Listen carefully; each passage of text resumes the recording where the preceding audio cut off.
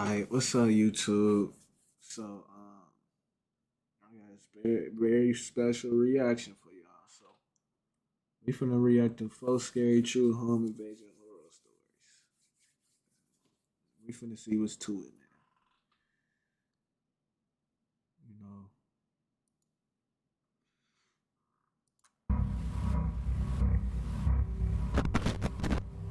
This video is sponsored by Scentbird. The Scentbird did this we pack don't want to hear alone. the ass. Come on now. And the Come on, like Mr. wrist Knight. warm their webs so traumatizing. Very few people experience something so traumatizing at a young age that it sticks with them forever. I'm one of those people. I was maybe 7 or 8 years old. My older brother and I grew up in a broken household. Our mom raised us. Our dad was a deadbeat and disappeared out of our lives. Bogus. Our mom worked 2 jobs to provide for us. She'd sometimes have to work night shifts, and would usually have our grandma stay at the house on nights that she had. That's the same with my OG. Growing up, working 2 jobs.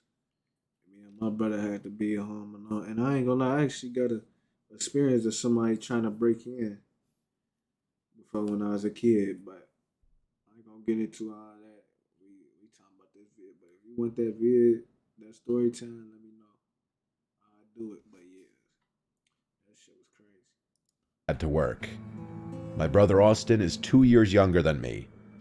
We were fortunate enough to have our own bedrooms given the circumstances. We lived in a small house, but for the 3 of us and on our mom's dime alone, it wasn't terrible. The area in which we lived wasn't amazing though. It was a night like any other. I can't remember if it was a school night or if it was a weekend. I don't remember any tiny details like that. But what I do remember is I was in the living room with my grandma. She was watching TV and I was playing with Legos on my Lego table. Right. I was being loud and making a mess with them because I remember my grandma kept saying, "Alex, quiet down." Austin was already in bed. My bedtime was 9:30. Given that it was probably approaching that time, I'm guessing this was a weekend night, otherwise my bedtime would have been earlier. The layout of the house was simple. Living room, dining room, and kitchen are all connected. And then there was a hallway which led to the bathroom and 3 bedrooms. Our mom's bedroom was at the end of the hall. Mine was in the middle.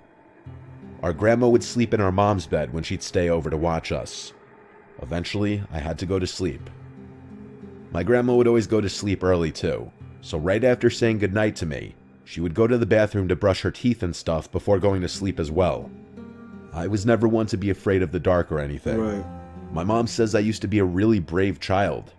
But that night, I woke up in the middle of the night. Something unusual for me because I remember myself being a very heavy sleeper. I heard Wasn't something no heavy outside in the sleeping in. hallway, creaks in the floor. The wood Man, at 7, I'd be scared. I ain't gonna lie. When I was a kid, I used to be scared of the dark. I used to be thinking somebody was watching me. It used to be hard for me to go to sleep. I used to have a night light. I was still scared. I ain't gonna lie.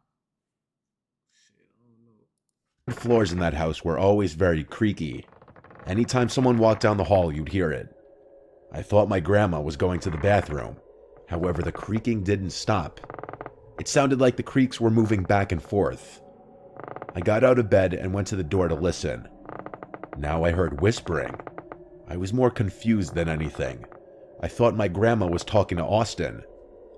I opened the door and looked into the hallway, and what I saw still haunts me.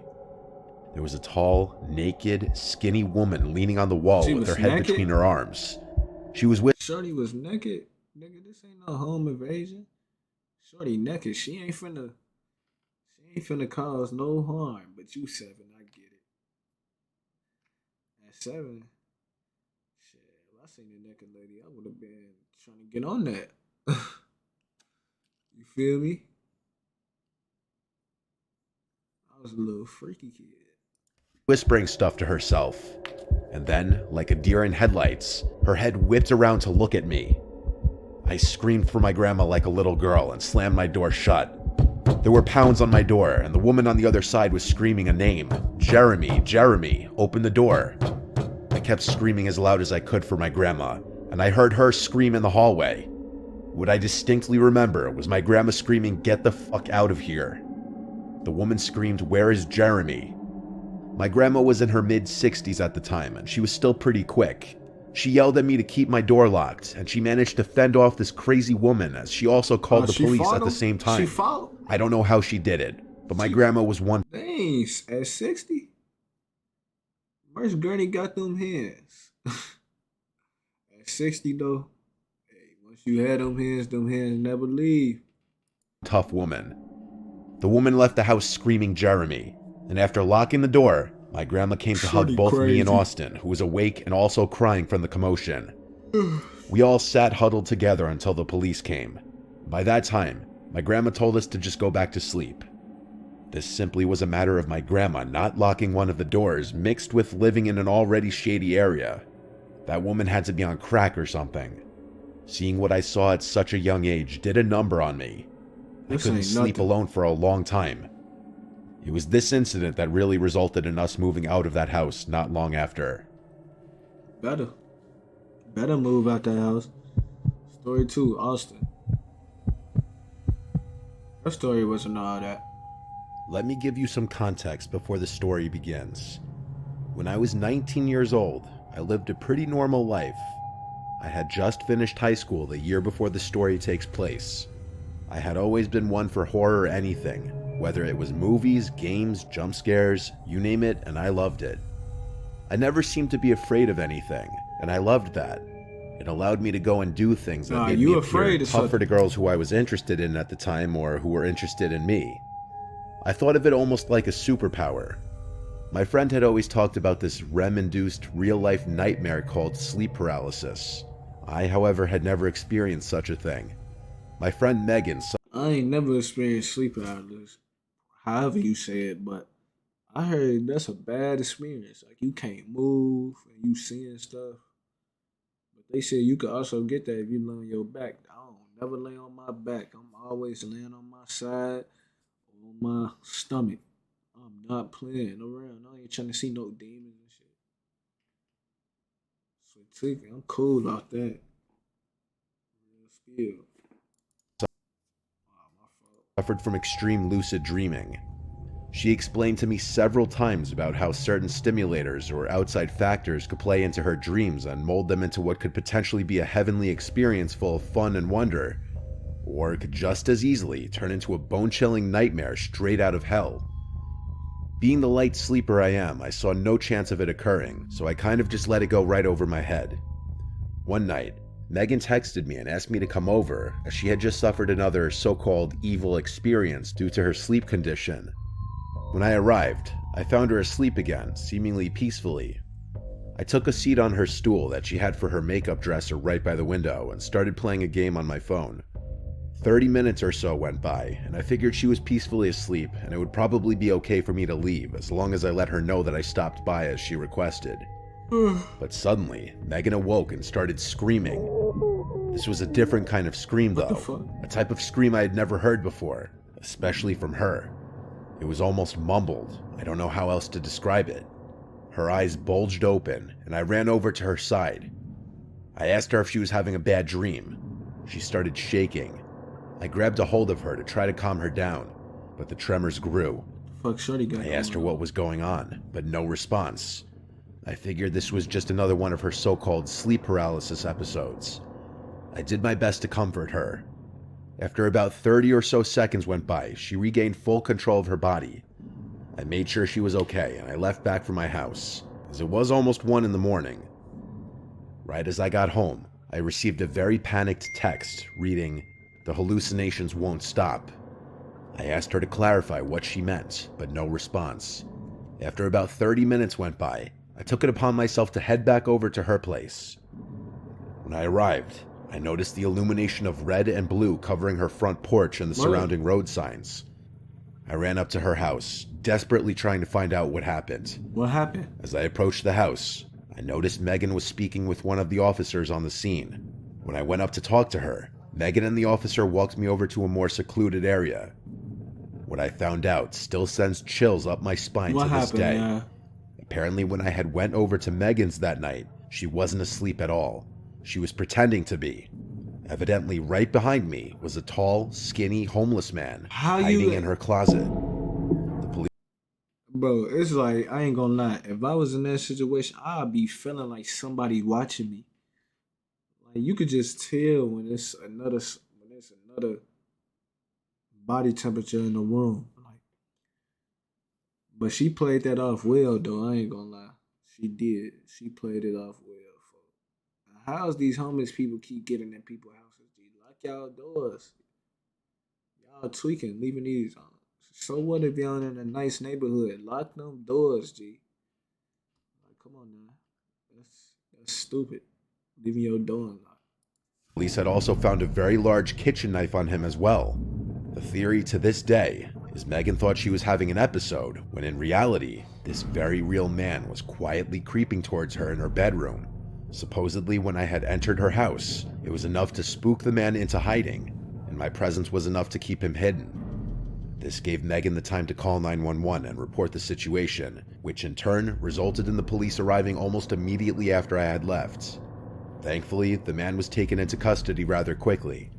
To this day, I don't know what to think about that night, other than I could have very easily saved her life simply by keeping her company during what I thought was a very stressful situation, which in turn could have resulted in some very scary and heinous acts that would have taken place if I had been there any later.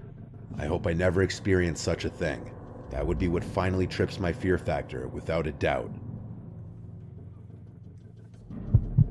Story 3. That story was crazy. I ain't gonna lie. Around 10 years ago, I moved out of my mom's house into my first apartment in the city of Chicago. Chicago, the place was a my nice city. 3-bedroom apartment. That's where I'm born and raised. City 79th. That's where I'm from. But let's see what's to it. You know the city crazy, so I know this story finna be crazy. Let's see. On the south side of the city, in a friendly neighborhood by the University of Illinois, I lived with 2 roommates, Tom and Mike. Mike was a good friend of mine, while Tom was a good friend of Mike's, who I had not met prior, although we ended up getting along just fine. One night, about a month after moving in, I met up with a few friends of mine for drinks at a bar more in the center of the city, around 10 minutes from my place. It was a good time, and I ended up getting slightly drunk before getting into a cab at 1 a.m. and heading home. Upon walking into my apartment, I noticed that Tom's door was open, showing that he was staying at his girlfriend's place, while Mike's door was closed with the light from his TV shining underneath the crack. Right. I'd made my way to my bedroom and put on my own TV before lying down to prepare for sleep. After around 10 minutes, I heard my doorbell ring. Half asleep, I woke up confused as it was 1:30 in the morning, so I ignored it. A few seconds later, the doorbell rang again, and then again a few seconds after that. It's important to mention that my roommate Mike had a good amount of side cash by dealing weed to a few people. He was also a huge stoner himself, so the idea that he fell asleep while waiting for a late night customer to come over was not out of the realm of possibility. Right. With this in mind, I went over to my intercom and asked who was there. A girl's voice answered back, "It's Emma, I'm here to see Mike." Thinking that my suspicions had been confirmed, I exited out of my front door and headed down the stairs. The door to the outside of our apartment building was made of tall glass, so you could easily identify any potential visitors. Here, I saw an attractive, college-age blonde girl with glasses waiting patiently outside. I had never seen this person before, however, she appeared to be non-threatening, and besides having random customers over to grab weed, Mike would also have some random girls over to hook up with from time to time. Because of this, I let my guard down slightly and cracked the door open. The girl then repeated what she had said moments earlier over the intercom. "Hi, I'm here to see Mike." I replied, "Okay, he's here, just follow me up."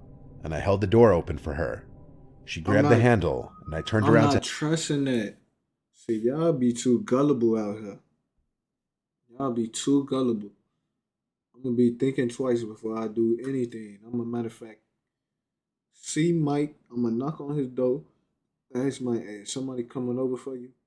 If he say no, I'm not letting her in. You tweaking. To head back up the stairs. As I was walking back up, I quickly noticed that this Emma girl was not following me up. I glanced over my shoulder and saw that she was still standing outside holding the door open. See? Only now she was staring off to her right, almost as if waiting for someone. See? At this moment, a tidal wave of fear crashed over me as I realized something horrible was more than likely about to happen. I continued walking up to my place, quicker now. After turning the corner of the stairs, I heard the door swing open and then heavy footsteps running up the stairs behind me. I looked over my shoulder again, and what I saw shook me to my core. A tall, gangly man with sunken-in eyes, greasy long hair down to his shoulders, was running up the stairs straight at me.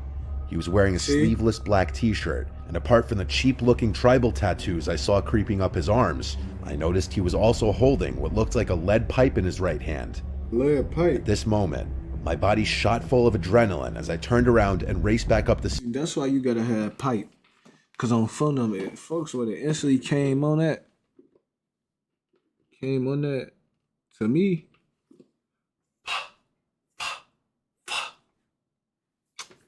Situation over with. But you ain't had nothing, and plus you probably ain't even ask your roommate that you had company coming over just to make sure. You gullible. You talking about I'm here to shorty here to see Mike, and then you let her in. And then when she started ain't coming, and then she opening the door, waiting for somebody, that's when you should have ran back up to your apartment, locked the door. But you so gullible and you was in shock, you ain't want to go back to your room. You tweaking. Stairs and into my apartment. I turned around to close the door, and I saw the man, who was now only a few feet from entering my apartment, cock the pipe over his head. With less than a second to spare, I slammed the door and locked it in one swift motion. Immediately after, I heard the thud of the pipe hit my door. I stood facing the now closed door, paralyzed as the man hit the door 3 more times while shouting obscenities at me. He eventually gave up and ran down the stairs and out the front door. I ran into Mike's room to wake him up. After telling him what exactly had just went down, he responded by telling me that yes, he knew a blonde girl named Emma, only he had just met her earlier the same day. Apparently, while I was out with my friends, the doorbell rang while Mike was home alone. Instead of going down to let her in himself, Mike buzzed her up after just hearing her name, with his train of thought being him thinking that she was a friend of mine. When she reached the door to our unit, he opened it and let her in. He said it seemed like she was confused, mentioning that she was looking for someone named Tim. Mike responded by saying his own name, and that no one named Tim lived here. He mentioned she stayed near the entrance of the unit and kept reaching behind her to make sure the door stayed open before leaving only a few moments later. After hearing this, my theory is that these same people came earlier in the day, and not expecting to have someone just let them up through the buzzer, the girl made the mistake of forgetting to keep the door to the building open, rendering the attacker unable to enter during this first attempt. Either way, we both got extremely lucky that night. Yeah, y'all both did call the police, who arrived and asked for more information about what happened. They asked if there was anyone we knew who might want to do us harm, and we answered no, which was the truth, as this seemed to be a completely random attack. The cops left soon after, saying that there was nothing much they could do. We never saw that Emma girl or her scumbag partner again.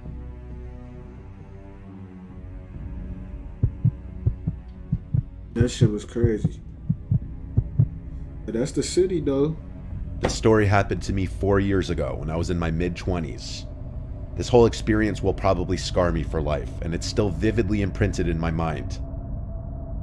The day was the 15th of June, and I had the house to myself because my parents were on a 2-week vacation in France. It was sometime after dusk, probably around 8 p.m., and the weather was scorchingly hot. Believe me when I say I was sweating my ass off with just my tank top and shorts on. The heat was so unbearable that I allowed in some fresh air, opening all the living room and bedroom windows, planning on closing them right before hitting the hay. Now, before fast forwarding, I must mention that I was feeling extremely exhausted. On that same day, I had taken 3 exams in the morning and played a volleyball match in the afternoon. Thus, once I ate my dinner, while browsing social media in my room, I collapsed into bed without even realizing. I woke up at around 3 a.m. to the muffled sounds of thunderbolts and a draft of cold, fresh air hitting my face. A strong... When you wake up randomly, that's how you know something going on sometimes. I'm not going to say all the time, because I be waking up randomly in the middle of the night sometimes. But he said, cold air, that's how you know something going on. Somebody in your crib, gang. What you finna do next? Strong wind was blowing, and all of the shutters left open were noisily banging. Still drowsy, I flicked on the lamp, but the light wouldn't turn on. I checked the plug using my phone flashlight, but everything was fine. I begrudgingly climbed out of bed and looked out my bedroom window. There were menacing, rainy black clouds in the horizon. A typical late-night summer storm was approaching. Given that every lamppost in the street was off, I instantly knew there had been a blackout. Phone flashlight in hand, I dizzily headed down the hallway to shut the windows closed before rain started pouring down. When I got to the last window, though, I noticed the mosquito net lifted up. This struck me as weird, since I was quite positive I hadn't left it that way. Getting a little paranoid, I turned behind me to shine the flashlight around the living room and check my surroundings. The furniture was still in place. No drawers or closet doors left open, no decorative objects missing or moved in unfamiliar positions. Everything seemed normal. I briefly peeked my head out of my window to look outside. Trees swaying in the howling wind, leaves shaking in a frenzy. Powerful display of nature's force, but still nothing remotely suspicious. Maybe the mechanism is faulty or the strong wind somehow pushed it up. Against my better judgment, I convinced myself it was useless to lose sleep over it. Feeling relieved, I closed the shutters and started walking back to my bedroom, eager to get a decent night's rest. Little did I know that night would be anything but pleasant. I happened to casually turn my head to the flight of stairs connected to the attic, when a vivid burst of light flashing from up there caught my eyes. I paid it no mind. The attic was adorned with huge glass windows, so it was no wonder to see light spreading across the room. It was probably a sheet lightning. I kept walking, subconsciously waiting for the thunder to come. But it never did. I stopped in my tracks. Given that the flash I saw was powerful and bright, the lightning had to be pretty close. So why couldn't any rumbling noise be heard? I started to think, maybe it wasn't lightning. What if it was a flashlight? Right. As doubt crept in, my heart began to race. I quickly put two and two together, and now the strange occurrence of the mosquito net left up made much more sense. The nightmarish realization hit me that an intruder could have broken into my house. First, I panicked. My thing is, all these stories, except for the first one, because I was a kid, but the other three stories, this story right now, why none of y'all have no weapon to defend yourself in y'all house? Like, that's why y'all don't know what to do. Y'all don't got nothing to defend yourself. Y'all tweaking. But the people that's coming to your house got weapons. Y'all not gonna be able to defend yourself or nothing. Now they come in your house, steal all your stuff. All you gonna do is call the police, and when the police come, they're gonna be gone by then. Great. Did they hear me shutting the windows? Were they carrying any weapons? Did they plan on just robbing my house? Or did they also have worse intentions? Normally I would call my parents to deal with it, but since they were away, it was all on me now. While those sickening thoughts were swirling in my mind, the distinct sound of a doorknob being twisted and turned made me instantly snap out of my catatonic state. I shot my head to face the living room entrance, and through the glass frame, I spotted a shadowy figure just a few inches outside of the front door. There was a person standing there, most likely an accomplice of the guy upstairs. Words are not enough to describe how powerless and defenseless I felt. Despite the overwhelming fear, I did my best to keep my cool. Trying to make as little noise as possible, I tiptoed in the direction of the stairs leading down to the basement, which was directly connected to the garage. I figured I could safely escape from there. While I was making my descent down, still using my phone as a source of light, I dialed 911, and speaking as softly as possible, I informed the operator about what just happened. He tried to calm me down and reassured me that the police would be there in less than 10 minutes. He also added I should lock myself in a safe room and wait for the officers to show up. I was about to reply that I could easily sneak outside through the garage door, when all of a sudden I lost the call. I immediately checked the phone and realized that down there I had no signal. As if it wasn't enough, I also noticed the battery was almost dead. Once I reached the basement, I nervously assessed what to do. I could try and find an emergency flashlight, but now I was so close to escaping from the house that I didn't want to waste time rummaging through the drawers. Besides, I was mindful that the intruders upstairs could have heard me, so in the heat of the moment, I exited the basement as fast as I could. Nonetheless, while making my way towards the garage door, I got a feeling in my gut telling me I was being watched. I don't even know why. Maybe my sixth sense had picked up on something. But I pointed my phone to illuminate the back seats of my car, and there he was. A man's face stuck to the rearview mirror. A disgusting, revolting face with dead, bulgingly wide eyes and a malicious, yellowish grin spreading across its cheeks. That's crazy. He kept staring at me, so intently it almost looked like he was piercing into my soul. He slid his dirty hand against the glass, waving me hello in an unnatural slow motion. And at that point, it happened. My phone battery died, turning off the flashlight and leaving me in the middle of a total darkness. I felt my heart in my throat. And I would have been like, I had never been more scared. and that would have happened to me. I would have been like, bah, bah. Like, that's crazy, but I would have been scared too in that situation too. You don't really know how you gonna act in situations. You gotta actually be there to see how you gonna act. You feel me? But that's crazy. In my entire life. My whole body was quivering and shaking in fear. When I heard the car door opening, I lost it. I screamed. I screamed like a little girl as I somehow managed to unlock the garage door and bolt outside, climbing up the driveway ramp. By that time, heavy rain had started pouring down. I hopped over the gate and ran to the nearest house, yelling like a lunatic for the neighbors to rush outside. They came out in shock, and I explained to them the whole situation, almost out of breath and soaking wet. In the meantime, I heard sirens in the distance. 2 police cars rolled down the street, and I practically ran into the officer's arms, screaming that there were 3 strangers in my house. 4 agents went into my house, guns drawn, while another one took my description of the events. Those 3 men were all gone, though, and to this day, I don't think they've ever been caught. Some antiques which held See, that's what I'm saying. some value were stolen. However, I must say it was no big deal for my family. For the remainder of the night, I couldn't sleep at all.